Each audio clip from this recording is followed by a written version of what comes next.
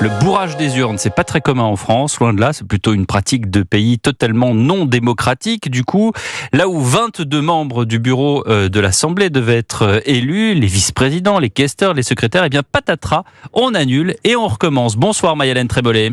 Bonsoir Pierre, bonsoir à tous. Vous êtes en direct de l'Assemblée où visiblement la confusion règne. Oui, retour à la case départ après un premier scrutin annulé en cause 10 bulletins de trop dans les urnes.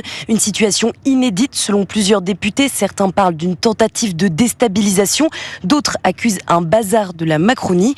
Alors si les premiers résultats ne devraient pas tarder à tomber, le vote qui promettait déjà d'être long va donc durer encore plus tard dans la nuit, puisque chaque membre du bureau est élu par un scrutin à 2 tours à la majorité absolue, avec un 3e tour à la majorité relative si aucun candidat ne l'emporte.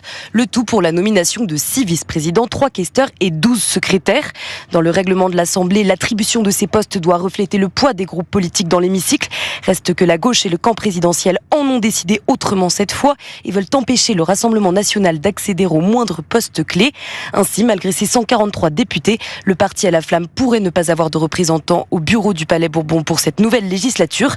De leur côté, les députés RN ont voté cet après-midi pour les 2 candidates insoumises au nom du besoin d'équilibre et de représentation de tous les bords dans l'hémicycle. Merci Maï-Hélène Trémollet du service politique d'Europe 1 en direct de l'Assemblée nationale. Coup de projecteur donc sur cette élection de ce vendredi. Ce sont un peu les top jobs de l'Assemblée. Bonsoir Jacques Serret. Bonsoir Pierre, bonsoir à tous. Ces postes éminemment politiques, quels sont-ils ? Eh bien les députés se disputent aujourd'hui exactement 21 postes. Dans le détail, il s'agit de 6 postes de vice-président, 3 de questeurs et 12 de secrétaires.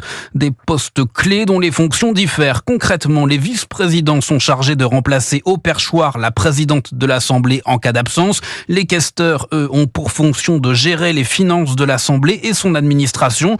Quant aux secrétaires, ils veillent principalement sur les opérations de vote.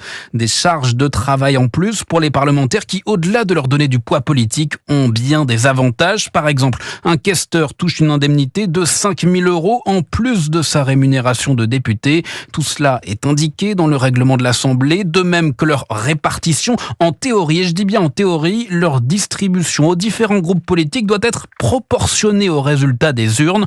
Le règlement de l'Assemblée indique que pour ces postes, il faut, je cite, s'efforcer de reproduire la configuration politique de l'Assemblée, ce qui pourrait être loin d'être le cas. Réponse ce soir. Merci Jacques Serret du service politique d'Europe 1 pour ces précisions.